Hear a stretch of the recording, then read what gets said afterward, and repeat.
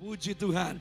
Senang boleh berjumpa dengan saudara semua untuk persekutuan doa Immanuel yang ada di GB Gajah Mada di Kota Semarang. Senang boleh melayani saudara. Berapa banyak di saudara yang bersyukur ada di dalam rumah Tuhan, lambaikan tangan saudara. Berapa banyak di saudara yang percaya bahwa Allah turut bekerja dalam segala hal untuk mendatangkan kebaikan bagi setiap orang yang mengasihi Dia. Yang percaya katakan amin, saudara. Mari buka firman Tuhan bersama-sama dengan saya dari kitab Lukas pasal yang ke-24. Saya akan memulai dari ayat yang ke-13. Saudaraku yang terkasih, malam hari ini saya berdoa jadi malam kelegaan, malam kelepasan buat saudara. Dan saya mau saudara mengerti, jangan sampai langkah saudara terhentikan. Dan malam hari ini saya mau bicara tentang apa yang seringkali dipakai oleh siasat musuh untuk menghentikan langkah orang percaya. Bahkan saya menyebutkan hal ini adalah pembunuh destiny orang percaya. Saudaraku, saya berdoa malam hari ini setiap kita yang mendengarkan kebenaran firman ini, saudara dan saya dimerdekakan dari kekecewaan. Katakan merdeka dari kecewa.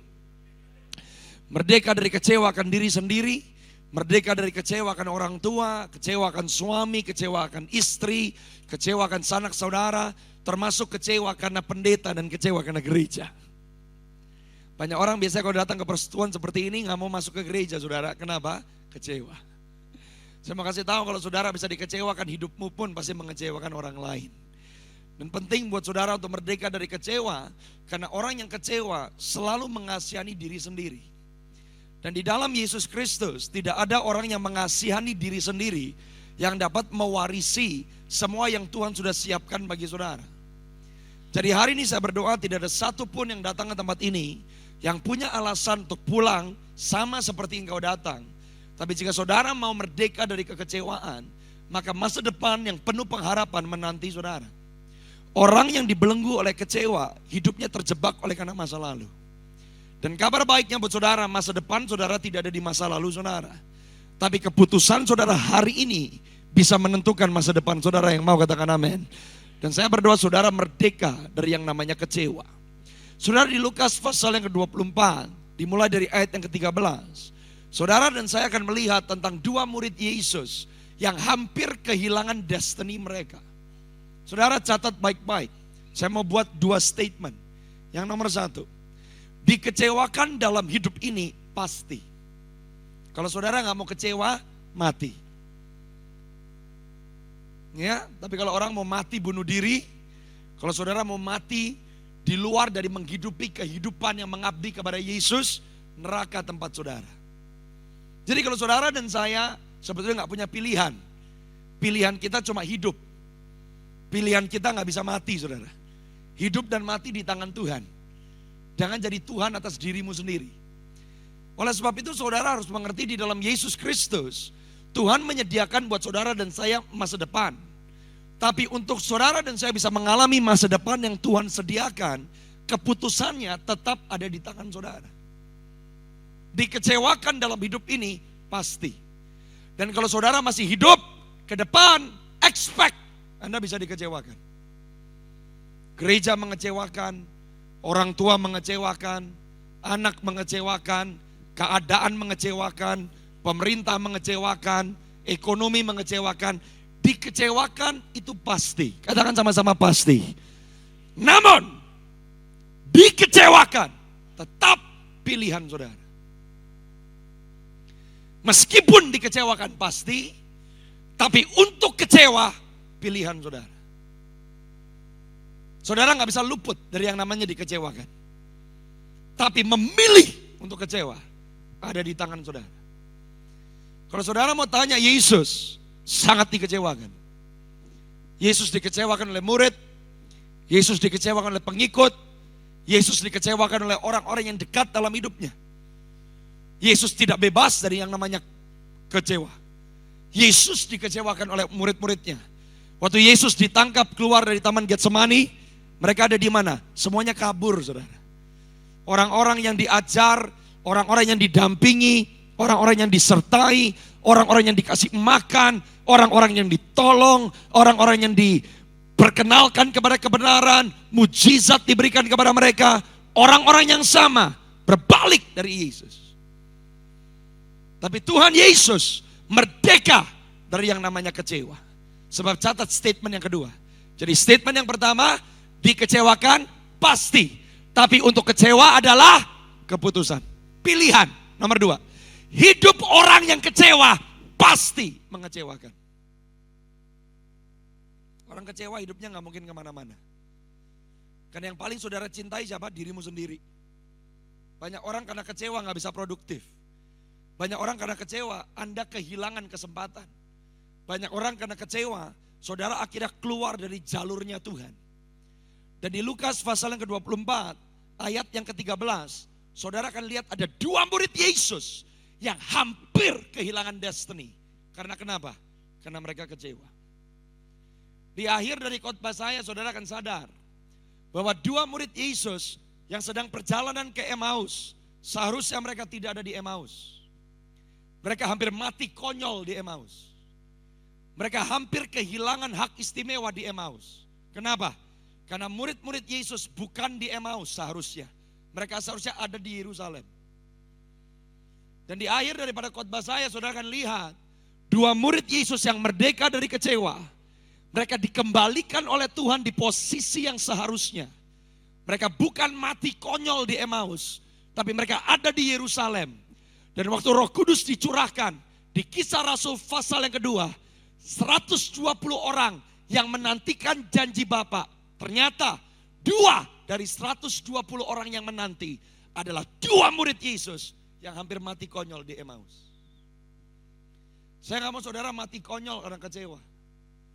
Saya gak mau saudara kehilangan hak istimewa karena kecewa. Banyak orang sampai hari ini gak mau melayani karena kecewa dengan pendeta. Banyak orang gak mau punya keluarga karena kecewa dengan orang tua. Banyak orang takut menikah karena pernah kecewa dengan pacar.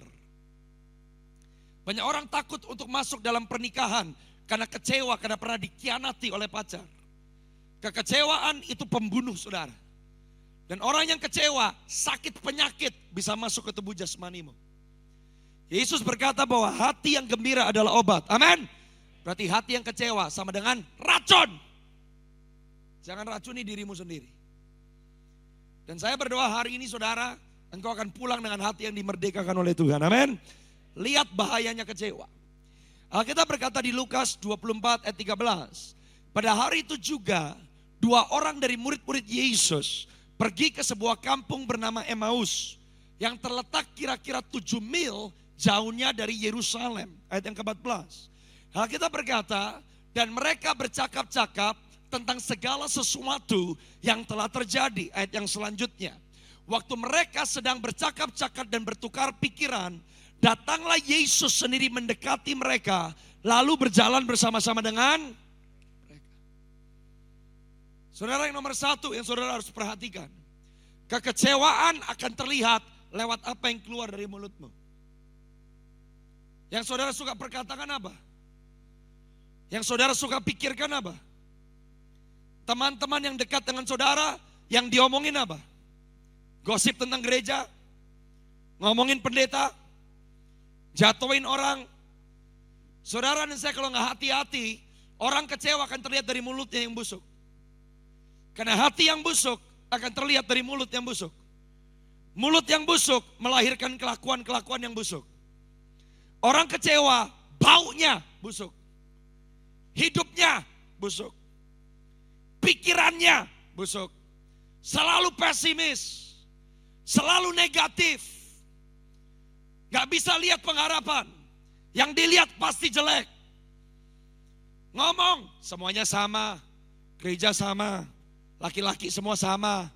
Perempuan semua sama. Orang tua semua sama. Orang yang kecewa, saudara akan dikelilingi dengan komunitas yang beracun. Hari ini tolong diperhatikan. Komunitas saudara siapa? Yang saudara ajak bicara, yang dibicarakan isinya apa? Sekarang banyak orang datang ke Komsel, tapi Komsel bukan Komsel. Gak ada satupun ayat firman yang dibahas. Apa yang dibahas di Komsel? Rumpi tentang kejahatan orang lain dalam gereja. Itu bukan Komsel, itu lingkaran setan. Keluar. Saudaraku yang terkasih, perhatikan baik-baik. Apa yang keluar dari mulutmu? Apa yang selalu terlintas di dalam pikiranmu? Dan waktu Yesus mendekati 2 murid yang lagi kecewa, lihat ayat yang selanjutnya. Meskipun Yesus menghampiri mereka, meskipun Yesus dekat dengan mereka, Tetapi ada sesuatu yang menghalangi mata mereka sehingga mereka tidak dapat mengenal. Dengar, orang kecewa nggak mungkin bisa lihat Tuhan. Pernah dengar nggak orang Kristen yang berkata, Pastor, saya sudah berdoa, saya sudah puasa, saya sudah baca Alkitab, tapi saya nggak dapat apa-apa. Pastor, saya ke gereja, dengerin khotbah, tapi saya pulang tangannya hampa. Dan seringkali yang saudara salahkan adalah siapa? Pendetanya. Yang saudara salahkan siapa?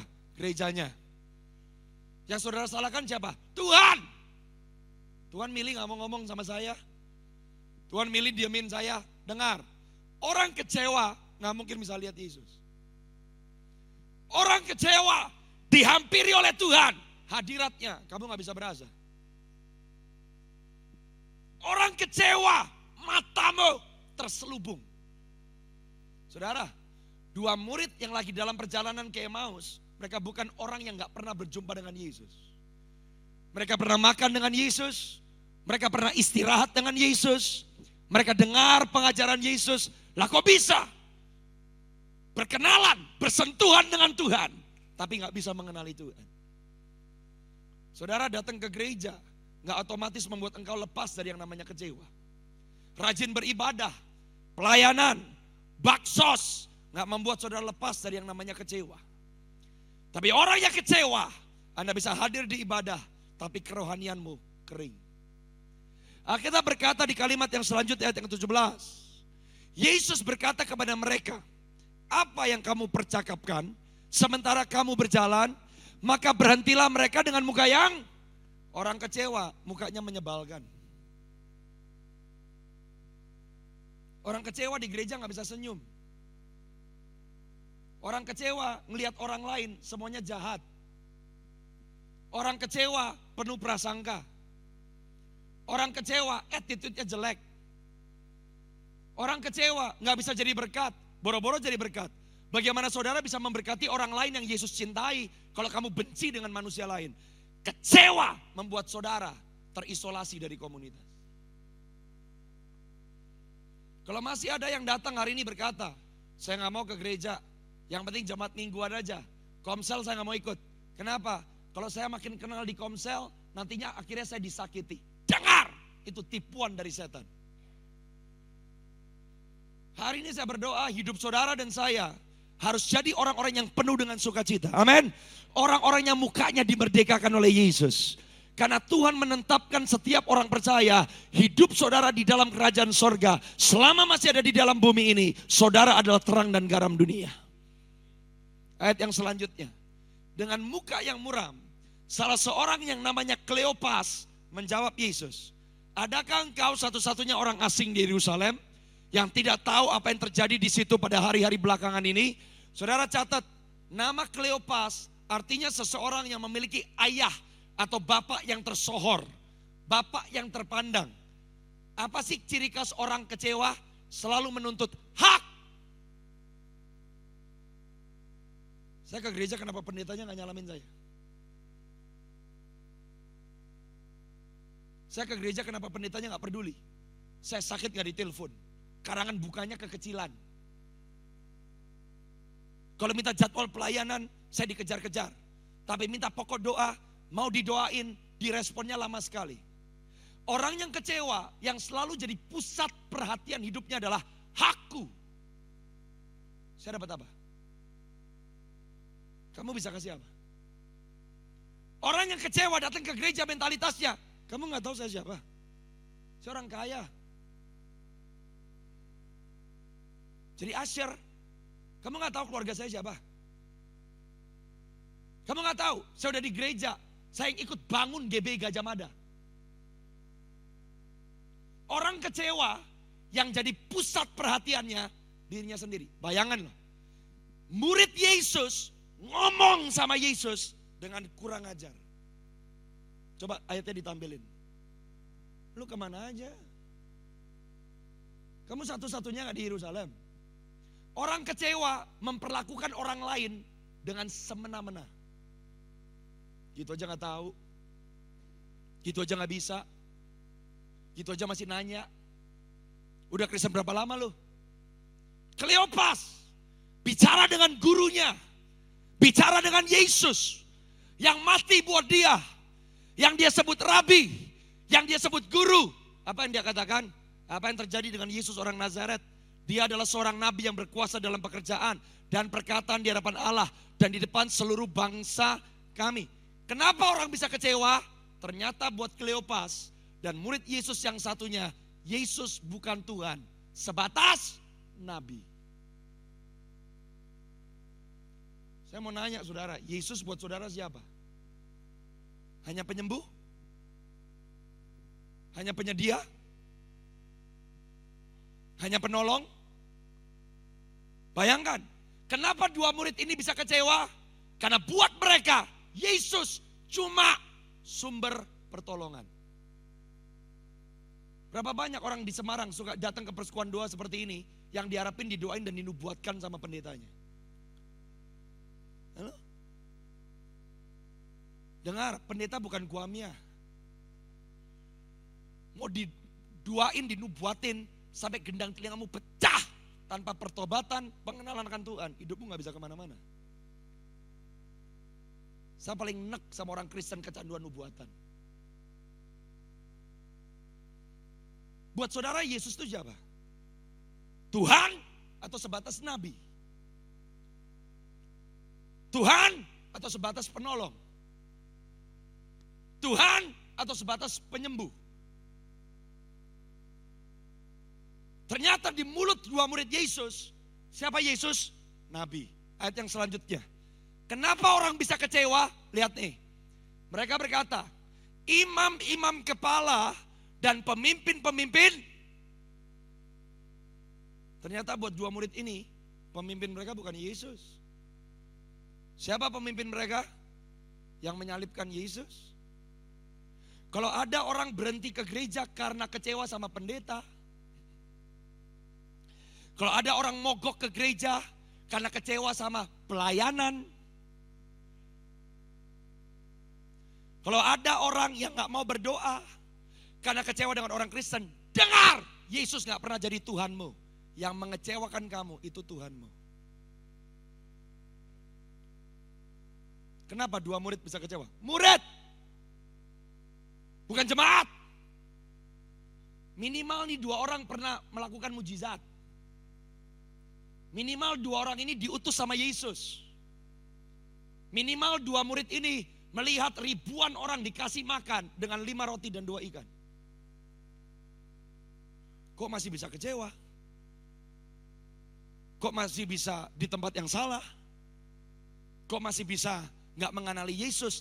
Ternyata yang duduk di tahta hati mereka bukan Yesus.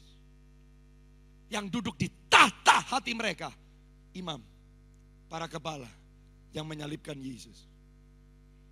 Ayat yang selanjutnya. Maka dua murid ini berkata, padahal kami dahulu mengharapkan bahwa Yesus ini yang datang untuk membebaskan bangsa Israel. Tetapi sementara itu telah lewat 3 hari sejak semuanya itu Kenapa orang kecewa? 1, karena melihat Tuhan dengan cara pandang yang salah. Nomor 2, kenapa orang kecewa? Karena ekspektasimu salah. Kenapa kamu ikut Yesus? Supaya kerjaan lebih baik? Supaya beasiswa anak diterima? Supaya bisnis lancar? Kenapa kamu ikut Yesus? Supaya sakit sembuh? Dengar, orang yang disembuhkan dari sakit penyakit tetap berkata, salibkan dia. Orang sakit tetap bisa masuk neraka meskipun terima mujizat. Mujizat gak bisa bawa kamu mengenal sang jalan kebenaran dan hidup. Mujizat dialami oleh setiap orang yang berseru kepada nama Tuhan semata-mata karena Yesus baik sama hidup saudara.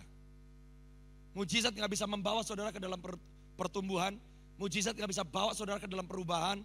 Mujizat gak bisa bawa saudara kepada kemenangan. Satu-satunya yang bisa membawa saudara untuk hidup dalam kebenaran adalah pengenalan yang benar akan siapa Yesus. Orang udah disembuhin oleh Yesus loh, dari sakit loh, tetap bisa kehilangan sorga loh. Karena kesembuhan bukan dari saudara dan saya karena kita baik, karena kita layak disembuhkan. Tuhan menyembuhkan saudara dan saya semata-mata karena dia baik untuk manusia. Dan orang bisa disembuhkan dari sakit, tapi gak pernah ngerti kenapa dia disembuhkan dari sakit penyakit. Anda gak disembuhkan mati juga kok. Mau mati besok, mati lusa, mati tahun depan, mati 10 tahun dari sekarang, mati 20 tahun dari sekarang, mati 50 tahun dari sekarang, tetap mati kok. Pertanyaan saya, kalau Tuhan sembuhkan saudara, ngerti gak kenapa kamu disembuhkan? Saudara berhenti makan, gak makan sampai lusa, gak makan sampai 10 tahun lagi, berhenti makan hari ini, mau makan sampai 50 tahun lagi, makan atau tidak makan, tetap mati gak ujungnya? Tetap. Banyak orang bisa menerima penyediaan dari Tuhan, tapi tidak pernah mengerti kenapa Tuhan menyediakan buat hidupnya. Dan orang yang kecewa karena ekspektasinya salah. Hari ini saya berdoa kalau ekspektasimu akan Tuhan, itu di posisi yang salah. Kalau saudara masih kecewa karena doa belum dijawab, kalau saudara kecewa karena promosi gak kunjung datang, kalau saudara kecewa janji Tuhan belum digenapi, kamu belum mengikut Yesus dengan sikap hati yang benar. Dan kekecewaan membunuh saudara. Yang mengerti katakan amin. Ayat yang selanjutnya. Alkitab berkata, next verse, tetapi beberapa perempuan dari kalangan kami telah mengejutkan kami. Siapa itu? Maria Magdalena. Maria yang lain. Para wanita-wanita di Matius 28. Mereka yang pertama menyuarakan kebangkitan Yesus dari antara orang mati. Apa yang menyedihkan? Yang pertama mendeklarasikan bahwa Yesus bangkit dari kubur, bukan para murid. Kalau tadi saya katakan, orang kecewa gak bisa lihat Tuhan, catat yang berikutnya. Orang kecewa selalu kehilangan peluang.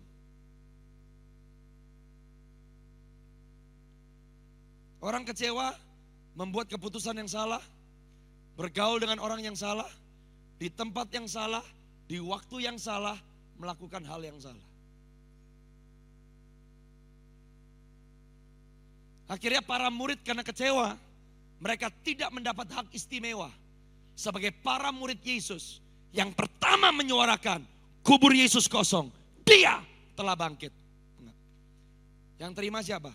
Para wanita, termasuk Maria Magdalena yang pernah kerasukan setan, wanita-wanita yang gak dianggap oleh orang, mereka yang mendapat hak istimewa menjadi para penginjil bagi para rasul. Pesan saya malam hari ini, kalau saudara masih direnggut oleh kekecewaan, orang yang kecewa selalu kehilangan peluang yang ilahi. Orang yang kecewa akan memilih bisnis partner yang salah. Orang kecewa, Anda akan married dengan orang yang salah. Orang yang kecewa gak pernah bisa membuat keputusan yang membawa kepada kehidupan yang sejati. Yang mengerti katakan amin, saudara. Kalau saudara pernah lihat di kitab Matius pasal yang ke-25, gak usah dibuka. Waktu Yesus memberikan perumpamaan tentang talenta. Ada yang punya 5 talenta, ada yang punya 2 talenta, ada yang punya 1 talenta. Kenapa yang 1 talenta gak berkembang? Karena kecewa. Kecewa sama siapa? Tuhan. Jahat kamu. Kamu mau menuai di tempat kamu gak nabur. Kamu mau mendapatkan hasil di tempat kamu gak pernah menanam. Ya sudah, aku sembunyiin aja. Apa yang hamba 1 talenta katakan waktu Tuhan yang ngomong sama dia? Kamu apain talenta yang kau kasih? Aku takut. Orang kecewa, hidupnya pasti selalu dipimpin oleh ketakutan. Takut gagal, takut ditolak, takut gak bisa, takut gak diterima. Kekecewaan menjadi pintu gerbang untuk ketakutan menipu dan memanipulasi hidup saudara. Orang kecewa sembunyi. Orang kecewa gak bisa mengelola. Orang kecewa gak bisa mengembangkan apa yang Tuhan sudah percayakan. Kekecewaan itu adalah penghalang saudara dan saya untuk masuk ke dalam destiny Tuhan yang dahsyat buat hidup saudara. Yang mengerti katakan amin saudara. Lihat ayat yang selanjutnya Lukas 24 dilanjutkan. Para perempuan yang pergi ke kubur Yesus tidak menemukan mayatnya. Mereka datang dengan berita bahwa telah kelihatan kepada mereka malaikat-malaikat yang mengatakan bahwa ia hidup. Ayat yang selanjutnya. Alkitab berkata beberapa teman kami, para murid yang lain, termasuk Petrus, termasuk Yakobus, termasuk Yohanes. Mereka pergi ke kubur itu. Mereka mendapati bahwa memang benar yang dikatakan perempuan-perempuan itu. Tetapi dia tidak mereka lihat. Orang yang kecewa, tahu firman? Tahu. Tahu bahwa janji Tuhan ya dan amin? Tahu. Tahu bahwa Tuhan memberikan jaminan? Tahu. Tahu bahwa kalau Tuhan berjanji dia gak bisa ingkar janji? Tahu. Orang yang kecewa bisa tahu firman, tapi gak pernah ngalamin firman.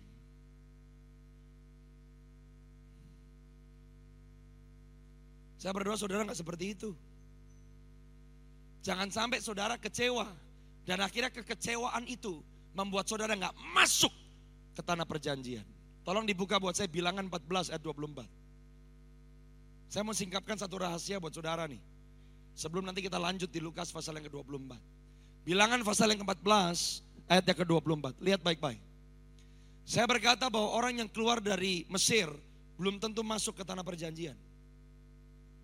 Saudara bisa lahir baru, Anda bisa ngalamin kelahiran baru, pernah ngalamin Tuhan berkarya, mujizat terjadi.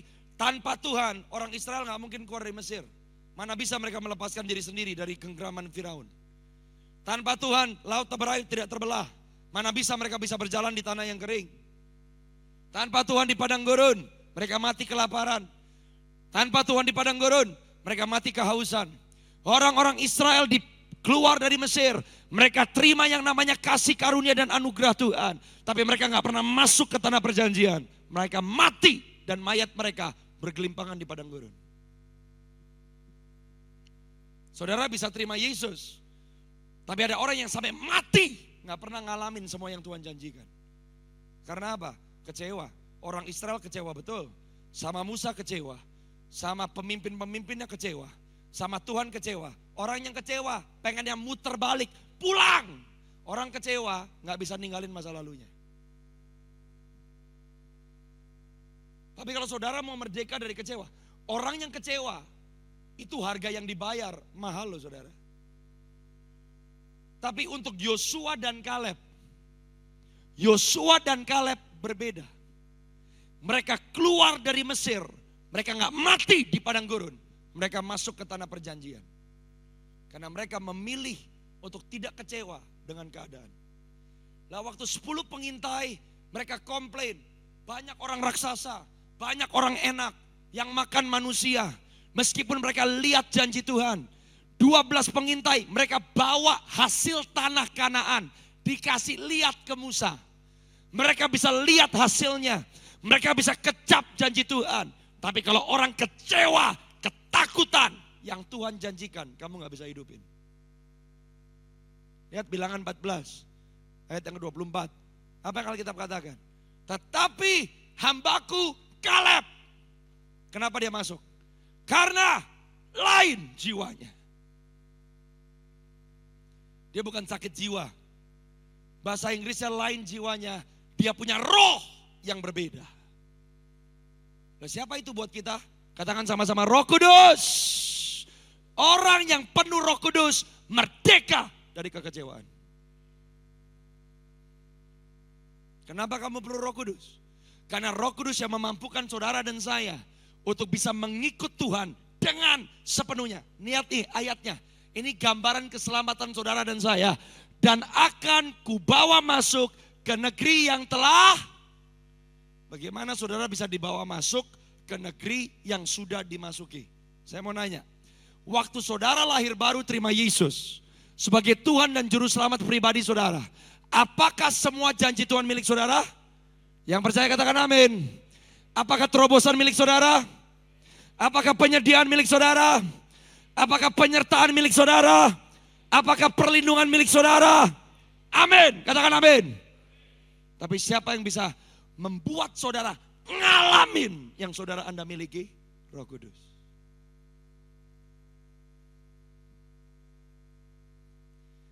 Jangan cuma terima janji, tapi gak pernah nikmatin janji.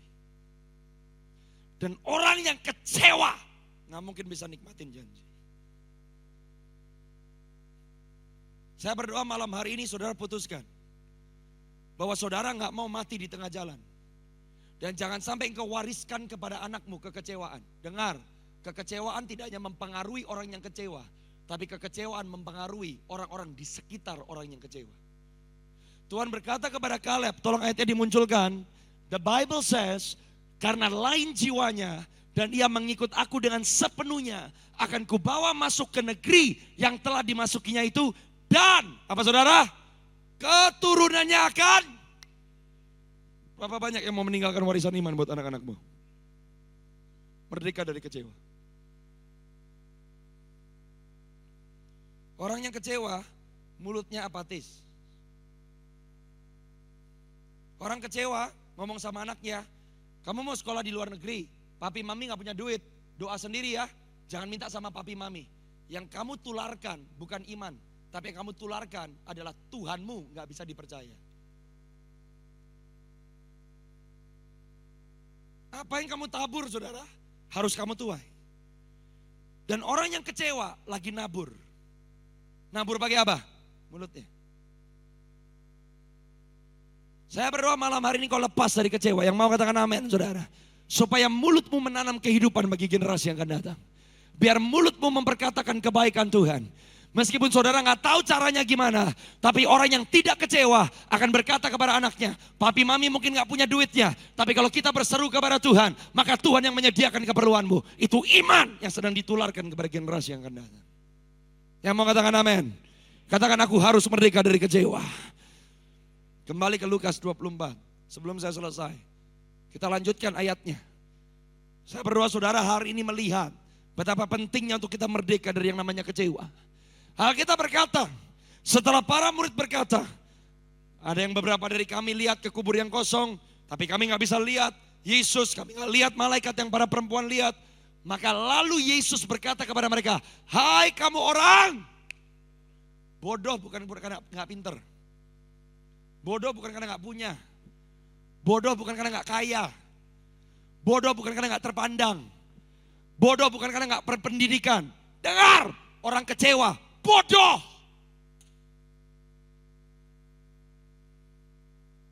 Coba colek kiri kanan bilang jangan bodoh kamu.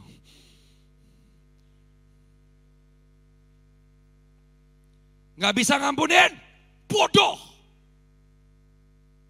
Terjebak dengan masa lalu, bodoh.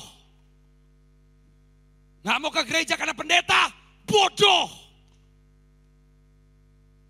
Gak mau berdoa karena orang Kristen, bodoh. Dengar, orang kecewa bukan disayang, dihardik. Yesus gak ngomong gini loh sama dua muridnya, oh kamu kehilangan saya ya. Rasanya setengah mati ya. Maafin saya ya? Enggak. Hai kamu orang bodoh. Betapa lambannya hatimu. Sehingga kamu tidak percaya segala sesuatu yang telah dikatakan oleh para nabi. Orang kecewa itu bodoh. Kamu lebih main perasaan daripada megang janji Tuhan. Kamu lebih syarat dengan perasaan sementara. Tapi kamu lupa bahwa yang berjanji bukan manusia. Dan bahwa Tuhan yang berjanji adalah Tuhan yang tidak bisa berdusta. Dan Yesus berkata di ayat yang selanjutnya, apa yang Yesus katakan? Bukankah Mesias harus menderita semuanya itu untuk masuk ke dalam kemuliaannya? Ayat 27. Maka Yesus menjelaskan kepada mereka apa yang tertulis dengan dia dalam seluruh kitab suci, mulai dari kitab Musa dan segala kitab para nabi. Nomor 1, yang mau merdeka dari kecewa, lambaikan tangan saudara. Saya kasih 3 tips. Yang nomor 1, bertobat. Pemulihan saudara tidak dimulai waktu orang yang mengecewakan kamu minta maaf sama kamu. Orang berubah bukan karena kamu ampuni. Tahu gak salah satu pernyataan manusia yang paling konyol? Orang yang mau ngampunin tapi ngomongnya kayak begini. Saya ampuni ya, tapi jangan diulang lagi.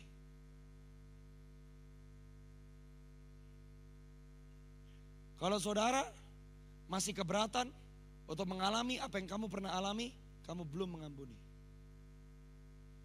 Karena yang membuat orang bertobat bukan pengampunanmu. Yang membuat orang bertobat pengampunan yang datang dari. Jadi orang itu bertobat bukan karena kamu ampuni. Orang itu bisa bertobat kalau Tuhan yang mengampuni. Orang yang mengampuni sedang membebaskan siapa? Dirinya sendiri. Yang mengerti katakan amin. Yang mengerti katakan amin. Orang yang mengampuni, Anda bisa ketemu dengan problem yang sama.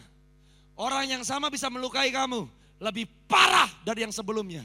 Tapi orang yang mengampuni karena sadar dia terlebih dahulu diampuni oleh Tuhan, hidupnya merdeka. Yang mau merdeka lambaikan tangan saudara. Katakan sama-sama dengan saya bertobat.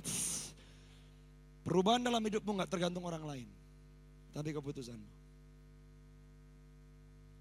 Kalau hari ini ada orang yang berkata, saya tidak akan kembali ke gereja sampai orang itu datang minta maaf, bertobat.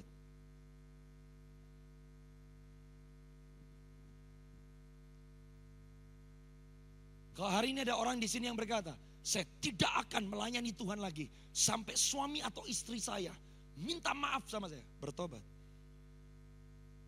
Karena yang mati buat saudara bukan suami, yang mati buat saudara bukan istri, yang mati buat saudara bukan pendeta. Siapa yang mati buat saudara? Yesus Kristus namanya. Yang mengerti katakan amin. Ayat yang selanjutnya, saya kasih 2 poin sebelum saya selesai. Nomor 1 katakan bertobat, katakan bertobat. Orang yang merdeka dari kecewa harus bertobat. Dan bertobat keputusan pribadi. Tidak tergantung orang lain. Yang mengerti katakan amin. Ayat yang selanjutnya. Waktu mereka mendekati kampung yang mereka tuju, Yesus berbuat seolah-olah hendak meneruskan perjalanannya. Keren Tuhan Yesus. Main sandiwara. Dia pura-pura. Kayak mau lanjut. Ayat yang selanjutnya 29. Waktu Yesus seolah-olah mau meninggalkan mereka. Tetapi mereka sangat apa saudara? Mendesak. Katakan sama-sama dengan saya mendesak. Katakan sama-sama mendesak. Saudara mau merdeka dari kekecewaan? Desak dirimu untuk melayani orang lain. Orang yang kecewa terlalu memikirkan dirinya sendiri. Jadi saudara sadar gak? Sebetulnya komunitas kerajaan Allah sudah didesain oleh Tuhan untuk menjadi pertolongan buat kita yang membutuhkan pertolongan. Waktu saudara belajar peduli orang lain, saudara belajar melayani orang lain, saudara belajar memikirkan orang lain, saudara belajar mendahulukan orang lain, saudara sedang melepaskan dirimu sendiri. Dari siapa? Dari dirimu sendiri. Makanya berkomunitas yang benar bukan dengan mentalitas saya dapat apa. Yesus mengajarkan prinsip kerajaan. Lebih baik melayani daripada di komunitas. Konsepnya bukan saya dapat apa. Komunitas yang alkitabiah dasarnya saya bisa kontribusi apa.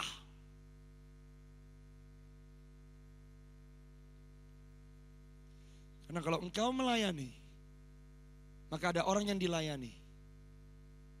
Dan kalau ada orang yang dilayani, maka Tuhan bisa mengirimkan orang lain untuk melayani saudara.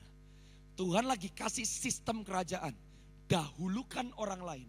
Maka di situ Tuhan yang bertanggung jawab atas hidupmu.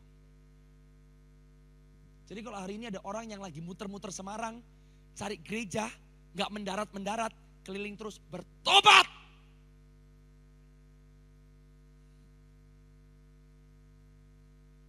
Dan tidak ada jemaat yang mau bertumbuh yang tidak melayani. Melayani itu basic. Yohanes 15 ayat 15 berkata, aku tidak menyebut kamu lagi hamba, tapi aku menyebut kamu sahabat. Tidak ada orang bisa jadi sahabat Tuhan kalau kamu tidak pernah melayani Tuhan. Yang mengerti katakan amin. Jadi udah gereja 10 tahun belum melayani, bertobat. Gak mungkin bisa seperti Yesus. Karena Tuhan kita yang jadi model kita, dia ngapain di surga? Ongkang-ongkang kaki minum kopi sambil ngerokok gitu. Ngapain dia? Dia melayani saudara dan saya. Bahkan tahu gak saudara sampai hari ini dia masih melayani.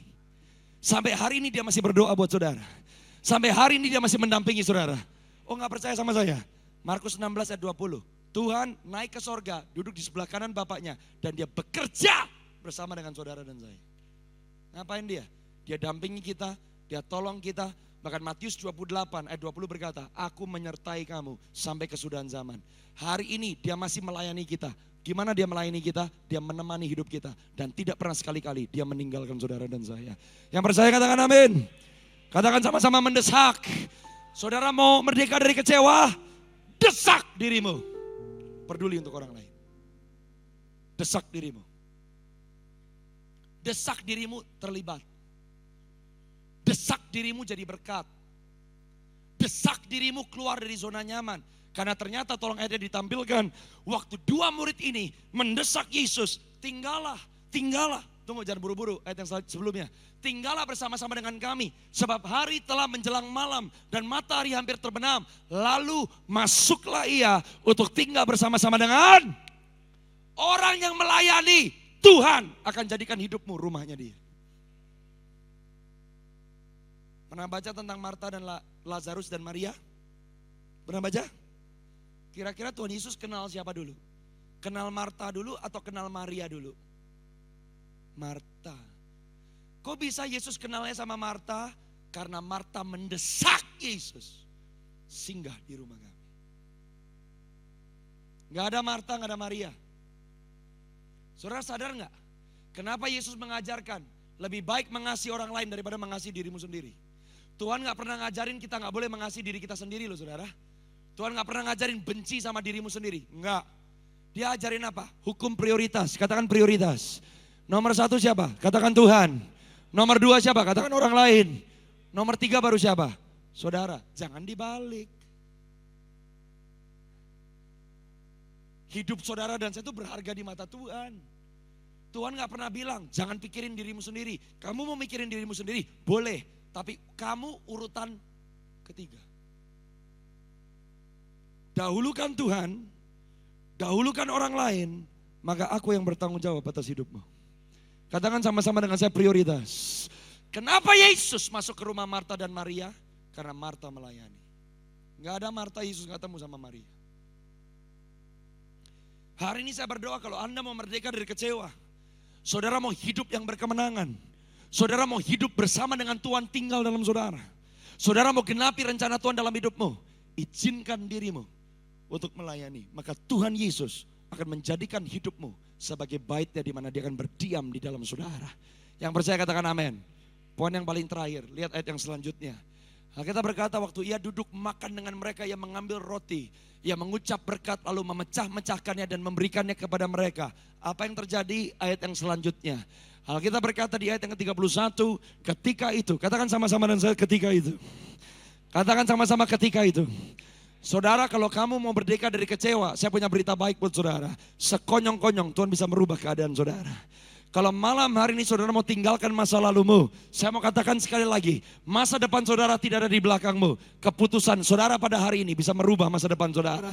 Ketika itu terbukalah mata kedua murid Yesus dan mereka pun mengenal dia, tetapi ia lenyap dari tengah-tengah mereka. Kenapa tiba-tiba mata mereka terbuka? Ayat yang ke-30, tolong mundur satu ayat. Waktu Yesus mengangkat roti, dia memberkati dan memecahkan roti-roti itu. Nomor satu, bagaimana merdeka? Katakan sekali lagi bertobat. Nomor dua, katakan mendesak. Nomor tiga, bagaimana merdeka dari kekecewaan? Ingat kebaikan Tuhan. Hari ini yang yang Anda pilih untuk diingat apa? Kesalahan orang? Pengkhianatan mantan pacar? Pengkhianatan bos? Apa yang saudara pilih untuk diingat? Dikebukin suami? Diselingkuhin? Yang saudara ingat akan menentukan apa yang saudara pikirkan. Kalau saudara mau merdeka dari kecewa, hari ini pilih ingat kebaikan Tuhan dalam hidupmu. Kalau sampai ada orang bilang, pastor hidup saya apes-apesnya. Gak ada satu pun yang baik yang pernah terjadi. Saya punya satu kabar baik. Ingat bahwa waktu Yesus tergantung di kayu salib, dia sebut nama saudara. Waktu dia bangkit dari maut, saudara bangkit bersama-sama dengan dia. Kalau saudara hanya ingat apa yang salib Kristus lakukan, itu lebih cukup buat kehidupan saudara. Kalau saudara mau mengingat apa yang Yesus sudah lakukan, saya mau kasih tahu, seburuk apapun masa lalumu, kebaikan Yesus tetap lebih dahsyat dari apapun yang pernah terjadi. Hari ini ingat penyertaan Tuhan. Kalau Tuhan pernah tolong saudara di masa yang lampau, Dia masih Tuhan yang sama yang bisa menolong saudara di masa yang sekarang. Kalau Dia pernah tolong saudara 10 tahun yang lalu, Dia masih Tuhan yang sama duduk di atas tahtanya yang maha tinggi. Kalau Dia pernah menolong saudara kemarin, Dia masih Tuhan yang bekerja dalam hidup saudara. Dan Dia tidak akan berhenti bekerja. Kalau saudara mau mengingat kebaikan Tuhan, merdeka dari kecewa di dalam nama Yesus. Yang mau katakan amin. 3 ayat terakhir, tolong dilanjutkan. Lihat apa yang terjadi. Kamu bertobat, kamu mendesak, kamu gak mau menyerah, kamu mau melayani, kamu mau mengasihi, kamu mau ikut jejaknya Yesus, kamu mau ingat kebaikan Tuhan, kamu mau ingat kesetiaan Tuhan. Alkitab berkata, kata mereka seorang kepada yang lain, bukankah hati kita apa saudara? Bukankah hati kita apa saudara? Orang yang kecewa gak mungkin bisa merasakan panas api Roh Kudus. Kamu mau hatinya berkobar-kobar? Saudara mau sukacitanya menyala-nyala? Saudara mau bangun setiap hari dengan kekuatan yang baru? Merdeka dari kecewa. Dan mereka berkata, bukankah hati kita berkobar-kobar ketika Ia berbicara dengan kita di tengah jalan? Dan ketika Ia menerangkan kitab suci. Waktu orang merdeka dari kecewa, maka waktu kamu baca firman, kamu bisa dapat pewahyuan yang segar dari Tuhan. Orang yang merdeka dari kecewa, di dalam hadirat Tuhan, engkau selalu dikenyangkan oleh Tuhan. Kita berkata di ayat yang selanjutnya, ayat 33. Lalu bangunlah mereka, katakan sama-sama bangunlah mereka. Orang yang merdeka dari kecewa, kalau kamu pernah jatuh, ada pengharapan buat kamu bangun lagi. Kalau kamu mau merdeka dari kecewa, saya mau kasih tahu, masa depan di depan yang terbaik Tuhan sediakan bukan di belakang, tapi di depan. Orang yang merdeka dari kecewa, saudara akan melihat kebaikan Tuhan. Yang terbaik bukan di belakang saudara, tapi kalau saudara mau melihat dengan kacamata Tuhan, the best is yet to come. Katakan sama-sama amin. Katakan the best is yet to come. Lalu bangunlah mereka dan terus kembali ke Yerusalem. Di situ mereka mendapati ke-11 murid itu.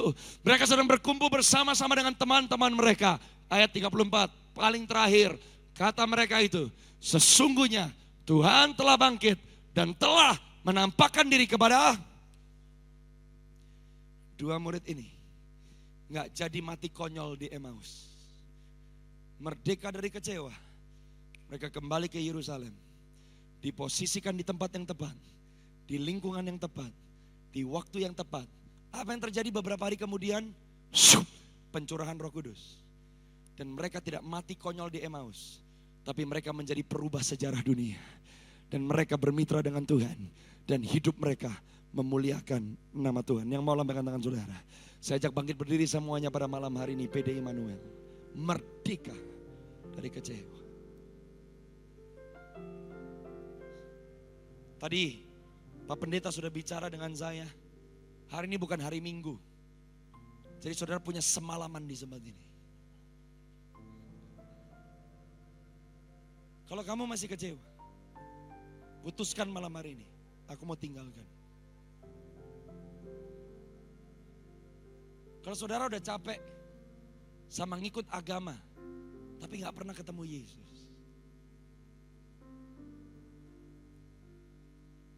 Kalau saudara udah capek, kok kayaknya peluang selalu keluar dari tangan saya. Hak saya, jatah saya diambil orang lain. Tiap kali saya bangun hubungan, gagal terus. Merdeka dari kecewa. Dikecewakan pasti. Tapi untuk kecewa itu keputusan. Kalau saudara mengerti betapa besarnya Tuhan yang tinggal dalam saudara. Saudara mungkin bisa merasa masa lalumu yang paling malang. Tapi yang paling malang sekalipun, di tangan Tuhan Yesus, kemalangan berubah jadi berlian. Karena Dia Tuhan yang tidak terbatas. Yang percaya katakan amin. Tundukkan kepala saat ini. Dan saudara ngomong sendiri sama Tuhan. Saya mau berdoa buat engkau. Supaya malam hari ini jadi malam kemerdekaan. Kalau hari ini engkau harus melepaskan pengampunan. Mungkin buat suamimu, buat istrimu, buat orang tuamu, buat pendetamu, buat gereja. Gak ada gunanya malu. Gak ada gunanya sombong. Tapi satu perjumpaan dengan Yesus bisa merubah segala-galanya. Bapak, engkau melihat setiap hati hamba-hambamu. Roh Kudus, aku berdoa Engkau mengalir pada malam hari ini, jamah setiap kami. Pulihkan yang kecewa. Mungkin sakit rasanya, pasti sakit. Dan Tuhan gak pernah berkata pura-pura gak sakit. Enggak. Akui di hadapan Tuhan sakit. Tapi aku mau sembuh malam hari ini. Aku mau merdeka malam hari ini. Kuasa-Mu terlebih besar. Tuhanku terlebih besar. Tak pernah terlambat janji-Mu ya Tuhan, menolong hidupku.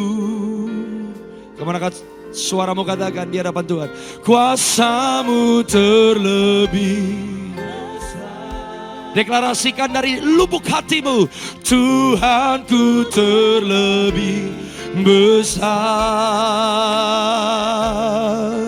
Tak pernah terlambat janji-Mu ya Tuhan, pulihkan hidupku.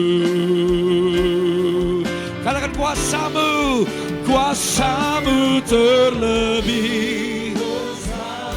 Katakan Tuhanku, oh, Tuhanku terlebih besar. Katakan tak pernah terlambat.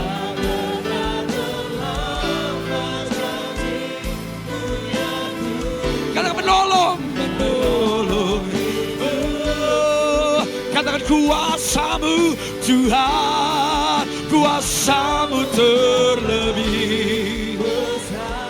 Come on, katakan Tuhan, Tuhanku terlebih besar. Tak pernah terlambat, terlambat janji-Mu ya Tuhan. Oh, pulihkan hidupku. Come on, katakan ku percaya. Ku percaya. Come on, PD Immanuel, katakan Kau bekerja. Kirebese kirianda. Roh Kudus, Engkau bekerja saat ini Tuhan. Kebaikan di hidup kami, di hidup. Come on, yang mau percaya katakan ku percaya. Ku percaya bahwa Engkau bekerja. Engkau belum selesai bekerja dalam hidup kami, Abah. Katakan mendatangkan kebaikan, mendatangkan kebaikan. Katakan mendatangkan kebaikan, mendatangkan. Katakan kuasa-Mu, sing it out, kuasa-Mu terlebih. Katakan Tuhanku, oh, tak pernah terlambat, tak pernah janji-Mu ya Tuhan, pulihkan, pulihkan hidupku. Come on, sekali lagi katakan kuasa-Mu terlebih besar.